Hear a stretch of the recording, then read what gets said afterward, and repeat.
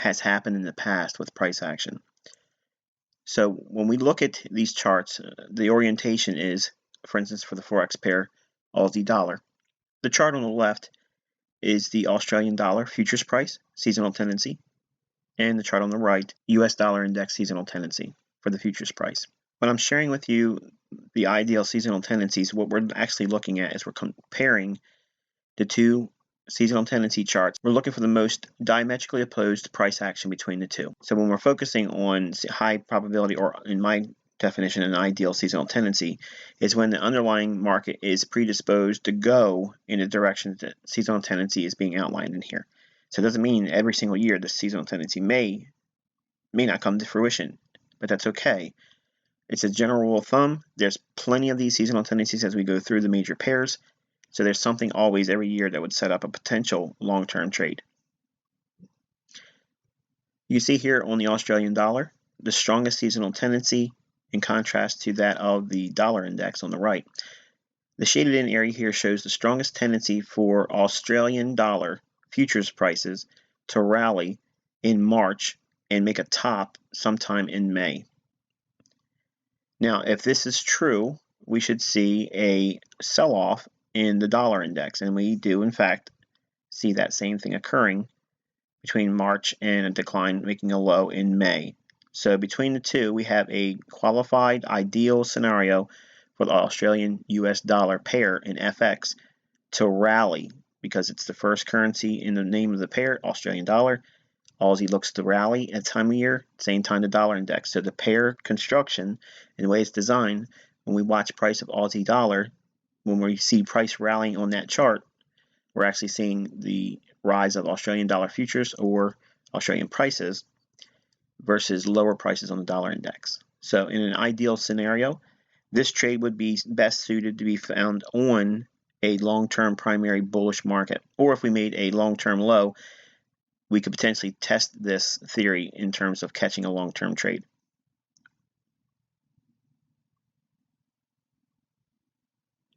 Okay, our next pair we're going to look at is the New Zealand dollar, or Kiwi, coupled with the dollar index.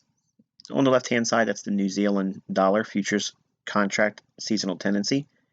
And again, on the right-hand side, it is the US dollar index futures seasonal tendency. See here again, just like we saw on the Australian dollar, we can see a rally that's typical for a March-April time period, making a high in May for the New Zealand dollar futures price.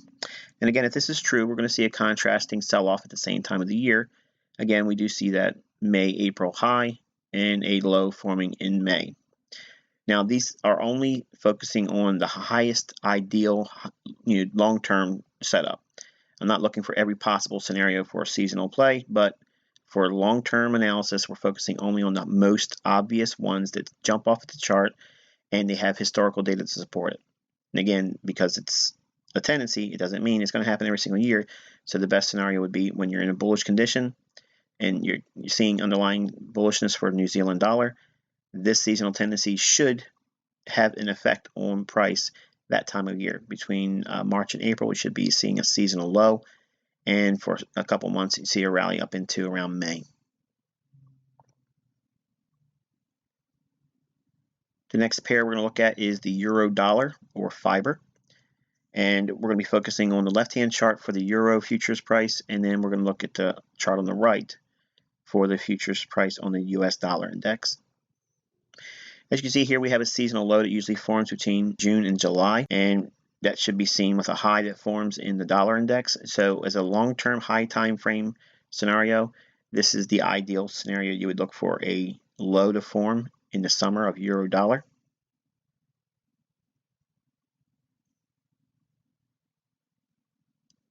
Okay, next one we're looking at is the cable, or British pound versus US dollar. The chart on the left is the British pound futures price and seasonal tendency, and the dollar index is on the right-hand side, seasonal tendency for the futures price as well. For the British pound, we have the strongest tendency to make a low in March with a high forming in May. And if this is true, we would be seeing a high form between March and April with a low forming in May, and we do see that here. So this is the highest probable or ideal scenario for seasonal tendencies. Again, not a panacea or be-all end-all, but it is a really good time to expect a bullish scenario, at least for a long-term trade, if the underlying market for the British pound is bullish. So if you're studying the futures price of the British pound, or if you're just watching the pound dollar FX pair, and on the higher time frame charts, we're expecting to see higher prices. We're in a long-term uptrend.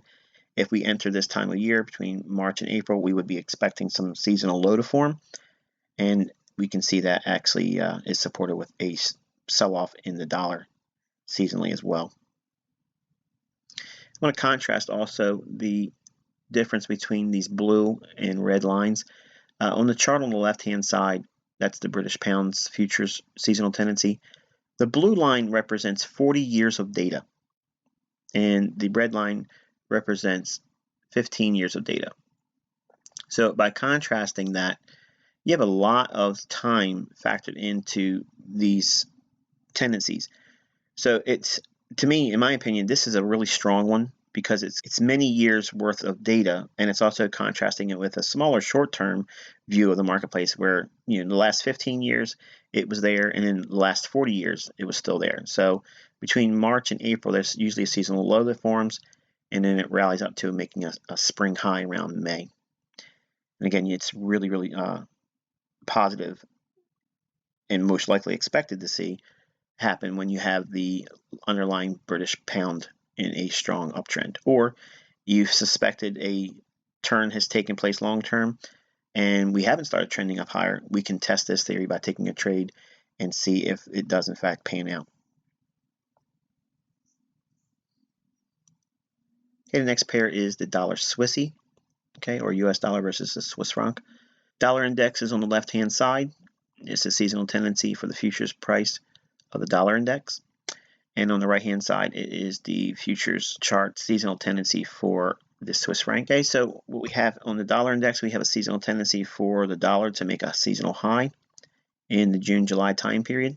So summer highs forming in dollar index, and the contrasting low that forms in June-July in the Swiss franc. So we have a strong tendency for that to make a major turning point in the summer months for this particular pair. And again, this would be an ideal scenario where the dollar is in a bearish market, primary downtrend, or if we are in a primary uptrend for the Swiss franc, this will be a good scenario to trade this as well.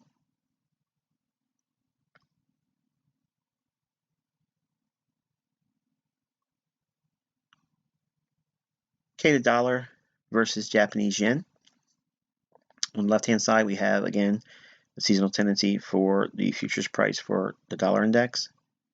And then on the right, we have the seasonal tendency chart for the futures price of the Japanese yen. Strongest tendency on the dollar is to see a high form and a sell-off into May.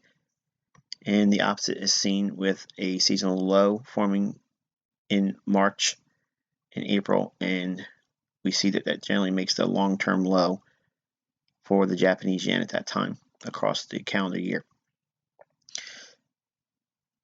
If we're looking at seasonal tendencies, again, the way you could trade this is if you are in a downtrend for the dollar index, this would be a really good one to sell dollar versus Japanese yen.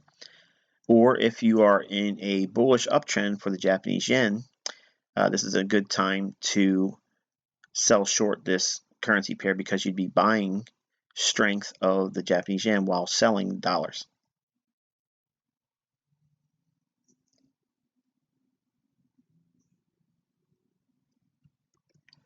Okay, our next pair is the dollar CAD, or US dollar versus Canadian dollar. On the left-hand side, we have the dollar index futures seasonal tendency. And on the right, we have the Canadian dollar futures seasonal tendency. And for the dollar, we have a strong tendency to create a high again in that March-April time period, making a low in May. And we see the opposite is seen with the Canadian dollar making a low in March, April, and that high forming in May. So the way you would use this seasonal tendency is if you're bearish on the dollar index, this is a good time to be selling short dollar CAD. Or if you're long-term bullish on Canadian dollar, this is a good time to sell this pair because you can see the weakness in the dollar index and the strength underlying with the Canadian dollar. So I went kind of like go back in summary with these seasonal tendencies. Just because we're looking at one seasonal tendency, for instance, when we're looking at the seasonal tendencies for the dollar index, when that occurs, like for instance, between March and April time period, we expect the dollar index to create some measure of a high long term, seasonally. It doesn't mean it's going to happen, but we're expecting it to occur. By itself, it means that if we're primarily bearish on the dollar index, this is an ideal scenario to be selling dollars. Now, that may not be apparent in the dollar index, but if we see a pair or a currency that is coupled with the dollar that has a strong seasonal tendency to rally at a specific time of the year, like that March, April time period, like we're seeing here with the Canadian dollar, that means we don't have to be in the uptrend for dollar index. We could be in a long-term consolidation, but say the Canadian dollar is in a bullish uptrend. You're focusing in on that time of year where March, April creates a low in Canadian dollar and it rallies up into May. So with that seasonal tendency, underlying strength for the Canadian dollar, that also would sell off the dollar versus CAD pair. So it's a blending of the ideas. It's not simply, well, it has to be the downtrend for the dollar and it has to be the uptrend for the Canadian dollar. You only really need one. And by blending these two elements together and applying the seasonal tendency, you're really focusing in on when seasonally the highest probability for a big move is to occur. You narrow it down to a specific time of the year, certain calendar months, and highest probability seasonal tendency. So you can go through your calendar ahead of time and write down certain months where you want to be focusing on specific plays that may unfold in price. It's real easy to forget about these seasonal tendencies when you get caught up in day trading and short-term trading and reading other stuff about ICT material. But you want to have this stuff in your calendar. On your trading desk, there should always be things to watch this month, things to watch the coming month, okay? And these are the types of things you want to have in your notes. So when you're working at your desk and you have your trade desk open, you're looking for trades, always start your trading day every single day with reviewing a macro perspective like this. Are we coming on a time period where there's a high probability for a sustainable move? And it's seen by these types of seasonal tendencies. Very rarely do you have things that would line up or give you clues that future price should do certain things or have a rhythm to it, like seasonal tendencies. And when we study these, you're going to see that we're going to refer to these actually multiple times throughout the disciplines of trading. We're going to use them again in swing trading and in short-term trading. So we're not done with them because we're doing high time frame analysis.